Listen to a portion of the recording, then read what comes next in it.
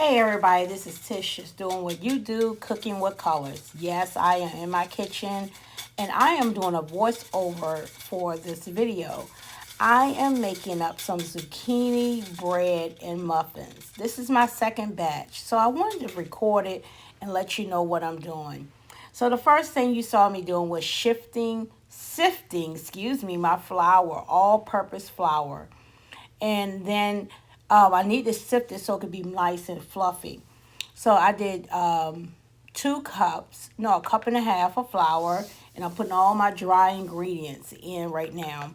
Doing my 2 tablespoons, not table, teaspoons, of baking soda. Then I'm supposed to do salt, which it is half teaspoon, a teaspoon of salt, and 1 tablespoon of ground cinnamon. So all of that is going into this batch, this zucchini bread. And I like to level off all my ingredients with the back end of my butter knife because it gives me an even amount inside of my measuring cups. So now once all the dry ingredients are measured, I put it inside of the bowl and then I mix it up. Now you see I told you use a teaspoon of salt, right? But listen, I don't measure everything. I like to go ahead and put the salt in it as I need it because I use a grinder and I go ahead and do that. The last ingredient I put in it is sugar. I have a half a cup. It's 3/4 cup. I'm sorry.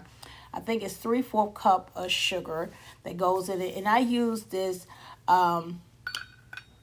Temple. I think it called. I forgot what it's sugar from the raw sugar. Brown sugar is raw cane sugar, and it's brown. So I use this organic raw sugar from the raw. I get it from Sam's. I'm not sponsored by Sam's. And I use that, and I think that is, no. I got a half a cup. I think it's a cup. I'm not for sure. I'm sorry. I probably list the ingredients in the ingredients thing. So I'm adding sugar. Please excuse me for my voiceover. Anyway, I mix all the dry ingredients together and I stir it up and then I set that to the side. I notice with that sugar that I'm using, it makes it more the darker the color of my muffins and bread. But not only that, it's real soft and it's not as dense and sugary taste. So this is a good sugar and it's an organic sugar and it's not like the white sugar. And now I am doing my wet ingredients in my KitchenAid mixer. I always like to check my eggs. I usually put it in a bowl to check it first when I'm cracking it because you don't know. You're going to get some lines or blood or whatever else. But I did check them first, and the first thing I put in there, make sure it's nothing in them. You put 3 eggs in there. I like to whip my eggs up while I'm doing this. So I whip it up first for a little while. And now I'm going to add some more of my other wet ingredients into the mixer. I like to mix it well, too. Zucchini bread is one of my favorite breads and one of my friends' favorite breads as well. I have been making it for a couple of years now. Now I'm adding, it said a teaspoon of vanilla extract, but I always add a little bit more, and it's always pure vanilla. I put that in there. Now it is a half a cup of oil in there, vegetable oil. I put it inside as well. That helps the bread. Now I continue to mix my wet ingredients in one bowl. You do not put everything in one. You got to do things separately and then add it together slowly because it makes a good fluffy fold, I believe. So once I've done that, now it's time to put the main ingredient into this bowl, and that is my zucchini. Now I had already shredded up this zucchini mix, and this is my second batch. So I'm using the rest of my zucchini that I have because I already made 3 medium-sized loaf breads, and now I'm making another loaf bread and also I'm making muffins. jumbo muffins.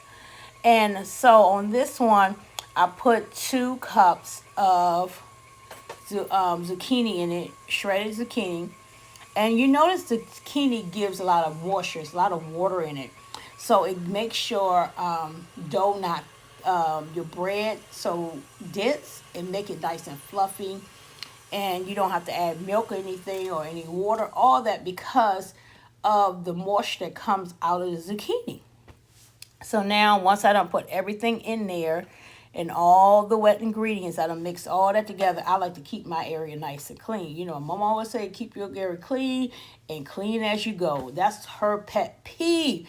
Don't leave all them dishes for at the end. Clean as you go. My mama is so particular on that. Now, what I'm doing, I'm adding my dry ingredients. You remember I added all the dry stuff together, set it to the side. Now I'm going to combine it with the wet.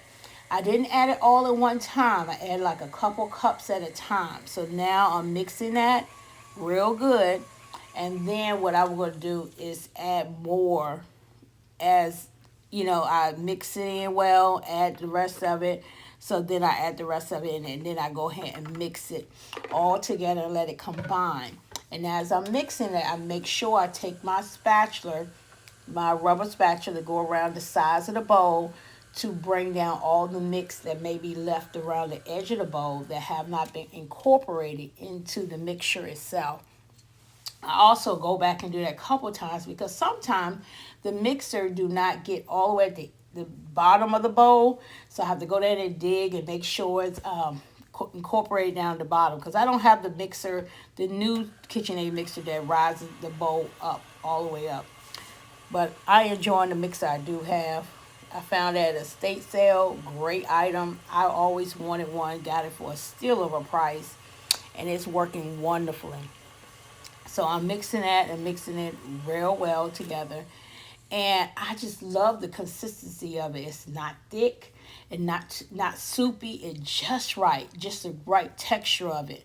And not only that, I love to see the color of it. And I didn't know that my bread was going to turn as brown as it did. And I think that has something to do with the cinnamon and the incorporation of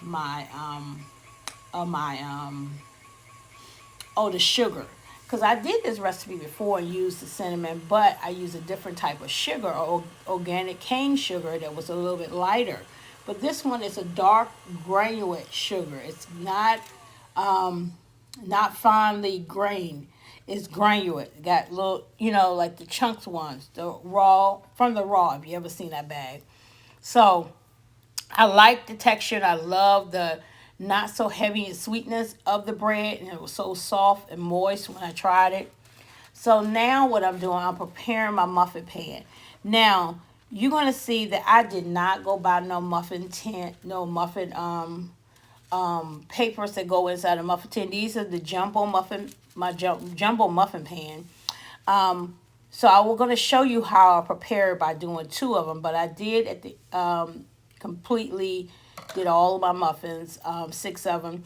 But what I do, I take parsnip paper and I fold it and I cut it out and into little squares. And then what I do, I grease, spray in some whatever the spray, the vegetable oil spray or the canola oil spray into my muffin tin. Even though these muffin tins do not stick, but I spray it in those, and then I take my parsnip paper and I stick it down in it so it can hold around. I usually do 2 different layers so I can have different type of peaks on the side of the paper that will be sticking up on the side of the muffin. So what I did, I put them down inside of there, and then I spray a little bit more on top of that one and put the other one down in it. And sometimes it don't form as way I want it, so I just have to keep molding it around so the paper can stick to the oil spray that I've sprayed in there, so I can be able to have that type of muffin tin paper, the paper that I use to have for my muffins. So I did all of these, but on this video you only gonna see 2 of them that done. But the way I did these 2, I will be doing all of the muffin tins in this pan. And these are jumbo muffin tin pan because there's only 6 in this one. I like this pan. I got a couple of those, and that's what I'm doing here. And then after I do those, I'm going to go ahead and show you the medium-sized muffin tin that I made, bread pan I'm using for to make my zucchini bread. I've been using not the big bread pan. I can make big ones and I can make smaller ones like you see in the back on the stove. Those are the smaller ones, but I have a medium-sized one that I have been using. I like that size better to go into my bread bags that I made. In one of my videos, you see that I make bread bags, and that's go towards some of my giving for this holiday season. Um, so now I'm going to show you the bread pan that I'll be using to put the rest of the zucchini mixture in for zucchini bread. Now, what I didn't show you on these videos is that in the muffin tins right here, when I scoop it in here, I didn't mix walnuts into this mixture right here because I didn't want all of my breads to be with nuts. I wanted some without nuts. So what I did is that once I scooped it into the tin, I sprinkled some of the walnuts and then took my spatula or a little stirrer and stirred it up in there. So then I had nuts in the ones I wanted instead of putting it all in the mix. Because I already made some zucchini bread with nuts in the first batch. So this one was going to be without nuts. So as you see, I layered this pan as well.